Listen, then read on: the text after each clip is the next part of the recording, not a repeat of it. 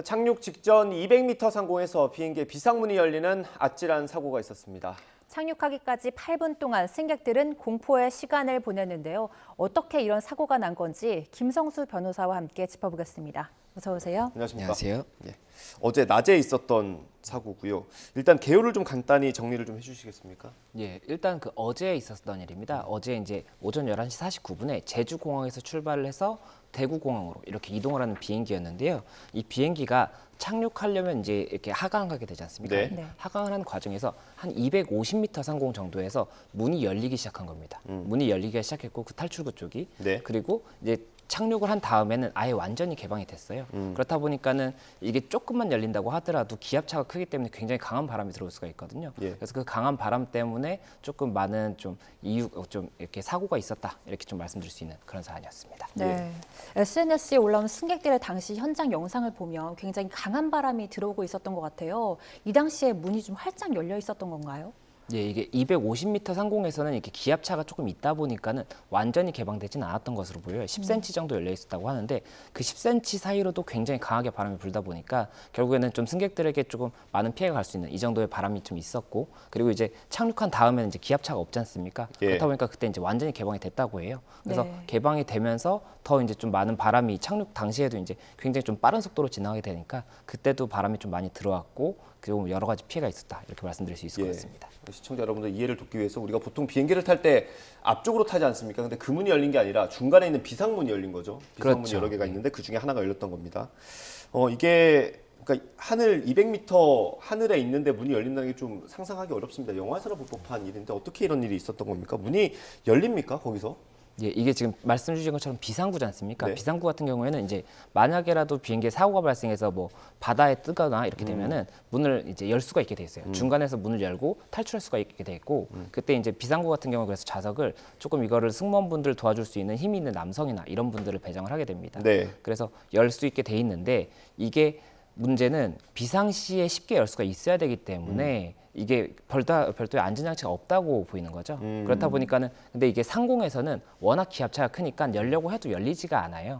열리지가 않는데 이게 어느 정도 하강하면은 기압차가 적기 때문에 이번처럼 이제 조금씩 열릴 수가 있고 이제 착륙하면 완전히 열렸다고 말씀드렸지 않습니까? 그런 것처럼 그런 상황이 발생할 수가 있기 때문에 이 부분 관련해서 어떻게 된 것인지 이제 파악을 하고 있고 현재는 지금 그때 비상구석에 앉아있던 남성, 30대 남성이 이 조작을 해서 열린 것으로 보인다. 지금 이렇게 판단이 되고 있는 상황입니다. 네, 이번 같은 만약에 사고에 대비해서 이 안전장치가 의무사항이 아니었던 걸로 보이는데 이게 선택사항인 건가요? 예, 그 말씀드렸던 것처럼 이게 안전장치를 하게 되면 오히려 비상시에 탈출을 할 때 만약에 뭐 승무원이 어떠한 조치를 추가로 해야 되는데 승무원이 오지 못한다고 하면 더 큰 사고가 발생할 수가 있지 않습니까? 그렇다 보니까는 안전장치가 없는 것이 오히려 원칙인 것으로 보이고 다만 이번 같은 경우를 방지하기 위해서 뭐 어떤 조치를 취해야 되는 것이 아니냐는 이야기가 나올 수가 있기 때문에 이 부분 관련해서 뭐 상공에서는 당연히 열릴 가능성이 굉장히 낮기 때문에 그 부분보다는 이제 이륙하거나 이 착륙할 당시에 이런 사고가 또 발생하지 않는 그런 방법이 필요한 것이 아닌가 이런 얘기가 나오고 있습니다. 말 그대로 비상문이기 때문에 너무 어렵게 조작하게 만들어 놓으면 이제 비상시에 문을 열 수 없어서 좀 간편하게 비교적 간편하게 해놨다는 건데 지금까지 상황으로만 보면 뭐 기체 결함 가능성은 없다고 봐야겠죠. 그 부분은 조금 파악을 해봐야 될 수가 있는 게 이게 조금의 조작으로도 열렸다라고 한다면 그 부분 관련해서는 기체의 결함일 수도 있지 않습니까? 예. 정말 뭐 한 10의 힘을 줘야 되는 것인데 1만 이렇게 툭 건드렸는데 열렸다든지 이렇게 된다면 예. 기체 결함도 있을 수가 있기 때문에 그 부분 관련해서 일단 국토부에서 아마 조사가 이루어질 것으로 보이고 또 처벌에 있어서도 어느 정도 그 부분이 명확하게 돼야 되기 때문에 경찰에서도 그 부분 한번 다시 살펴보지 않을까 생각이 됩니다. 네, 사고 당시에 항공기 객실에도 분명히 승무원들이 있었을 텐데 당시 승무원들은 어떤 조치를 했었는지도 궁금해요. 예, 이게 승무원이 그때 당시에 이제 승객이 194명 그리고 승무원이 6명 타 있어서 총 200명이 타 있었다고 하는데 승무원분들 같은 경우에도 이제 착륙을 할 때는 이게 떨릴 수가 있기 때문에 앉아서 이렇게 안전벨트를 매도록 되어 있습니다. 다 똑같은 사람이지 않습니까? 예. 그렇다 보니까 안전벨트를 매고 있는 상황이었고 이게 비상구석에 앉아있는 남성이 열다 보니까 제지를 할 수 있는 상황이 아니었다고 해요. 그리고 그런 상황에서 다시 닫으려고 하면 오히려 이 기압차 때문에 뭐 넘어진다든지 이렇게 해서 굉장히 좀 큰 사고가 발생을 할 수가 있기 때문에 그 부분 관련해서 조금 승무원들이 앉아 있었다 이렇게 지금 알려져 있는 상황입니다. 그러니까 보통 우리가 비행기 타고 이륙할 때 착륙할 때 꼭 앉아 있어야 하는 시간이 있는데 아마 그 시간대에 이런 일이 있었던 걸로 추정이 되고요. 맞습니다. 지금 일단 이 비상문을 연 사람이 30대 남성으로 체포가 되지 않았습니까? 이 일을 왜 했는지 너무 궁금한데 동기가 혹시 밝혀진 게 있습니까? 지금 일단은 당연히 동기를 파악을 하고 있는 상황인데 아직까지는 동기에 대해서 명확하게 나오지 않은 것으로 보입니다. 다만 뭐 여러 가지 좀 추측이 나오고 있는 부분 중에는 뭐 이 남성이 이제 어머니께서 이 남성이 최근에 조금 뭐 안 좋은 일이 있었다 뭐 이런 이야기도 한 부분이 있어서 혹시나 그게 동기는 아닐까 뭐 이런 부분까지도 좀 가능성을 두고 수사하고 있다 이렇게 보입니다. 네. 네, 혹시 이 남성이 사전에 범행을 계획한 것이 아니냐 이런 의혹도 나오는데 어떻게 보세요?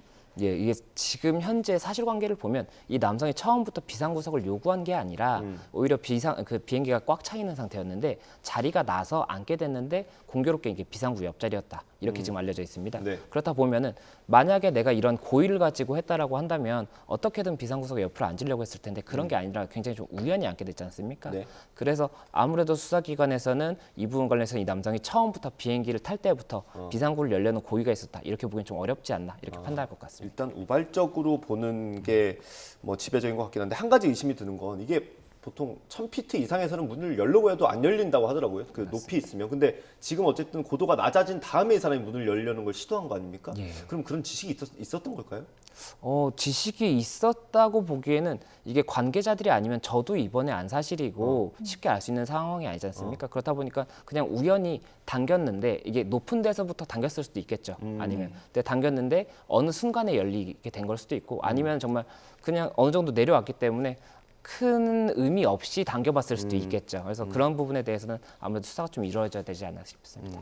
네, 하마터면 큰 인명 피해로 이어질 수 있는 아찔한 상황이었는데 이 남성은 향후 좀 어떤 처벌을 받을 수 있을까요? 예, 지금 제일 먼저 검토될 수 있는 건 이제 항공보안법에 이 출입구와 관련해서 그 탈출과 관련해서 그 규정이 있습니다. 그래서 이게 항공 운항을 저해하거나 아니면 뭐 조금 이렇게 불순한 의도로 이런 좀 조작을 한 경우에는 10년 이하의 징역의 형을 규정을 하고 있기 때문에 네. 일단 그 부분 처벌이 가능한지가 좀 검토가 될 것으로 보이고 예. 그리고 이제 그 상해가 지금 발생했다라고 볼 수 있느냐가 좀 쟁점이 될 텐데 지금 조금 이렇게 호흡이 어렵다 이렇게 좀 네. 이야기를 한 사람이 12명이 있었고 그중 이제 9명이 병원으로 이송까지 됐거든요. 그래서 네. 이걸 만약에 상해로 본다고 한다면 뭐 과실치상이든 상해죄든 이런 부분도 검토는 해볼 수가 있을 거기 때문에 그런 부분이 조금 이제 쟁점이 될 것으로 보이고 예. 사실은 이게 형사적으로 처벌이 되느냐도 중요한데 민사적으로 배상 문제가 더 아. 클 수가 있거든요. 네. 그래서 지금 민사 배상 같은 경우에는 비행기가 일단 이렇게 개문이 되면서 지금 사진만 봐도 이 힌지라고 하죠. 이 문 열리는 그쪽 부분이 조금 많이 파손이 된 것으로 보이고 네. 슬라이더라 그래서 문이 열리면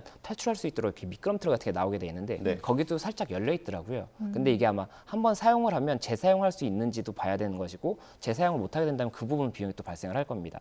그리고 또 이렇게 어느 정도 기압 때문에 충격을 비행기 기체 자체가 받았지 않습니까? 예. 그거에 대해서도 조사하는데 비용이 꽤 많이 들 거예요. 어. 그래서 그런 부분들 관련해서 비용이 들었을 때 이걸 항공사에서 이 개인한테 청구를 할 수 있는 건지 이런 부분이 쟁점이 될 수가 있고 또 만약에 청구를 하는 소송이 발생을 한다고 하면 이게 또 과실 비율 이런 것들을 좀 따지게 돼서 비율이 이제 정해지게 됩니다. 예. 만약에 뭐 1억이 나왔다라고 한다면 이 승객의 과실이 9, 뭐 항공사의 과실이 1이라고 한다면 1에 대해서는 그러니까 1,000만 원에 대해서는 항공사가 부담하고 이런 게 있거든요. 그래서 그런 부분에 쟁점이 될 수가 있기 때문에 그게 또 좀 지켜봐야 되는 부분이고 또 이제 승객들에 대해서도 배상의 문제가 발생할 수가 있지 않습니까? 예. 네. 승객분들 같은 경우도 이제 정신적인 피해를 입었으니까 위자료 청구할 수가 있을 텐데 이거에 대한 대상도 그러면 이 남성과 아시아나 항공 이 두 개를 일단 다 픽으로 둘지 아니면 이 남성만 둘지 아니면 항공사만 둘지 이런 부분도 또 법적 쟁점이 있기 때문에 이런 부분 관련해서도 어떻게 되는지 조금 지켜봐야 될 것으로 그 보입니다. 변호사시니까요. 만약에 그 저기 탔던 승객, 그러니까 공포에 떨었던 승객 중에 한 명이 의뢰를 한다면 누구를 상대로 소송을 하시겠습니까?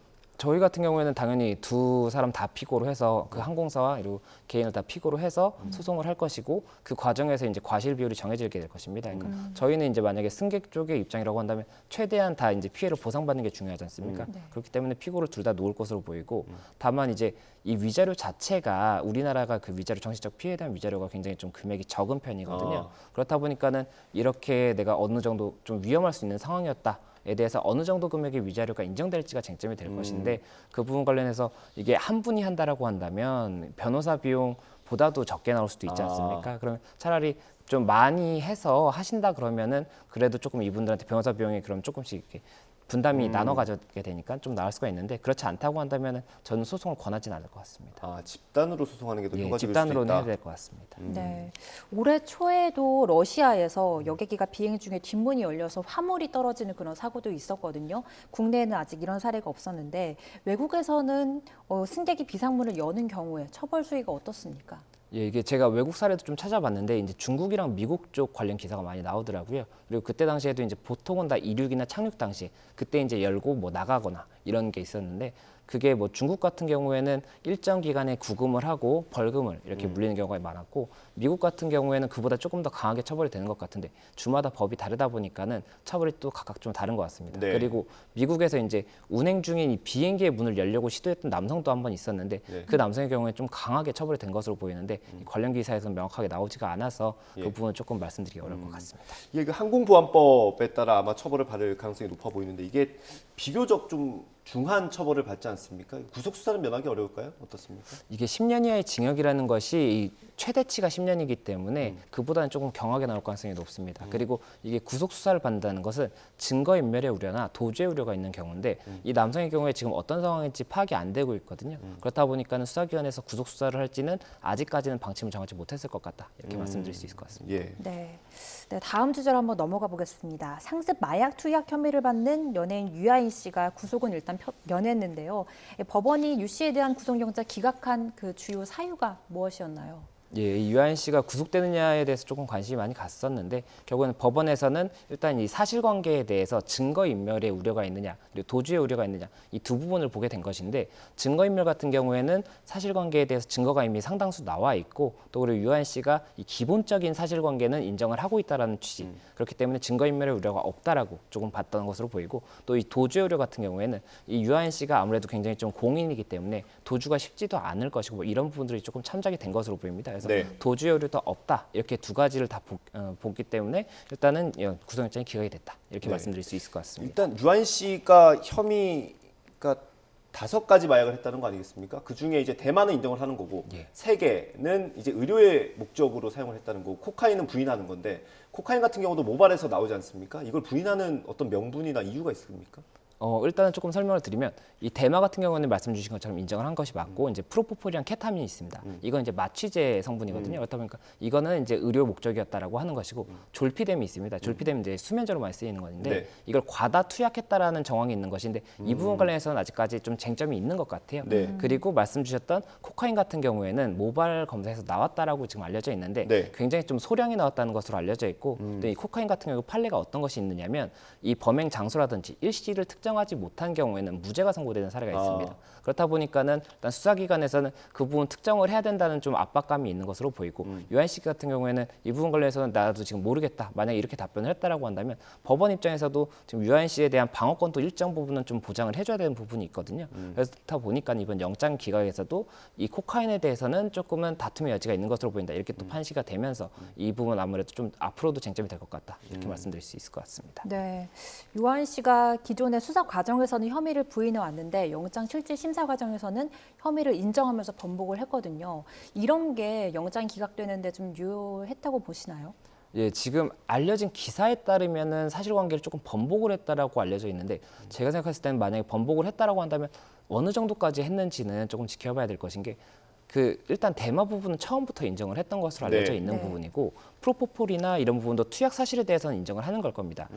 단지 이게 이제 목적이 무엇이냐느냐, 내가 이것을 뭐 이렇게 향 정신을 위해서 조금 이렇게 정신을 흐릿하게 만들기 위해서 받은 것인지 아니면 병원에서 치료 목적인지 치료 목적이라고 한다면 합법이거든요. 근데 네. 이 부분은 아직도 다투고 있을 거거든요. 네. 그래서 그런 부분에 대해서는 변경을 안 했을 것으로 보이고 또 졸피뎀이나 이런 부분들에 대해서도 기존의 기조를 변경하지는 않았을 것으로 보여서 다만 이번에 이제 수사 당시에는 질문에 대해서 대답을 하다 보니까는 어떠한 주장인지가 좀 명확하게 정리가 안 되는 부분이 있는데 네. 이런 영장 심사를 받을 때는 변호인 측에서 이 부분을 이제 의견서나 이런 부분을 명확하게 정리를 하거든요. 그리고 정리를 한 다음에 재판부에 설명을 하기 때문에 그런 부분이 정리가 됨으로써 기본적인 사실관계는 인정하고 있고 조금 다툼이 있는 부분이 있다. 이 정도로 봐서 좀 기각이 된 것이 아닌가 생각이 됩니다. 네, 알겠습니다.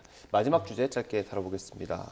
민주당 전당대회 과정에서 돈봉투가 뿌려졌다는 의혹인데 검찰이 핵심 피의자 가운데 한 명인 강래구 전 한국감사협회장을 구속 기소했습니다. 일단 혐의가 어떤 게 있는지 간단히 정리 좀 해주시죠. 예, 지금 강래구 전 회장 같은 경우는 이제 구속해서 구속 상태에서 기소가 됐는데요. 네. 세 가지 혐의로 일단 봅니다. 그래서 한 가지가 정당법 위반, 또 한 가지가 정치자금법 위반, 그리고 또 한 가지가 뇌물수수인데 이 정당법 위반 같은 경우가 이 당 대회 당시에 21년 4월 당 대회 당시에 그때 이제 돈 봉투를 살포했다라는 의혹이지 않습니까? 네. 그게 정당법에서는 이러한 어떤 당선을 위해서 매수를 하는 이런 행위에 대해서 처벌을 하도록 되어 있습니다. 네. 그래서 그 혐의 관련이고 일단은 이 부분 관련 지역 본부장들에게 50만 원씩 든 돈 봉투 28개를 살포한 것으로 보인다. 그리고 또 지역 상황실장들에게 50만 원씩 든 봉투 40개를 살포한 것으로 보인다. 이런 혐의가 있는 것이고 네. 이 정치자금법 위반 같은 경우에는 이 정치자금을 받는 절차가 법에 정해져 있습니다. 근데 이 부분을 위반한다든지 아니면 사용의 용도에 있어서 위반 부분이 있다라고 한다면 처벌될 수가 있는 것인데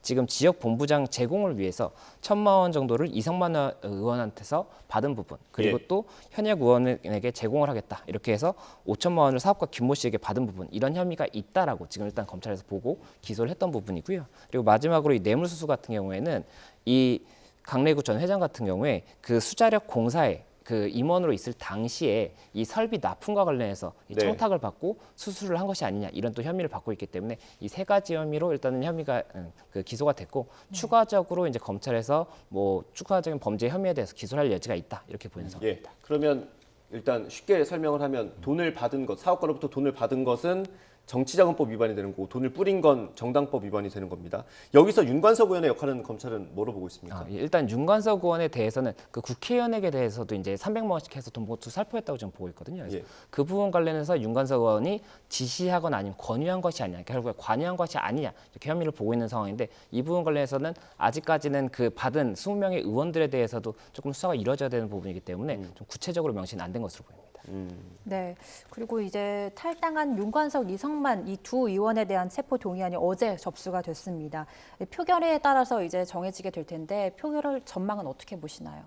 표결 전망에 대해서는 여러 가지 좀 정치적인 이유도 있을 수가 있기 때문에 그 부분 관련해서 뭐 제가 변호사로서는 조금 좀 추측이 어렵다 보이고 이 앞서 일단은 체포동의안이 좀 가결이 됐던 경우도 있기 때문에 이번에도 가결은 되고 이제 영장 심사에서 구속 여부가 결정될 여지도 있지 않을까 조금 이렇게 조심스럽게 추측은 해볼 수 있을 것 같습니다. 지금 이 두 의원의 체포동의안 표결이 다음 달 12일 정도로 지금 전망이 되고 있는데 그러면 검찰의 입장에서는 어쨌든 두 의원의 신병 처리 여부에 따라 송영길 전 대표를 부르게 될까요?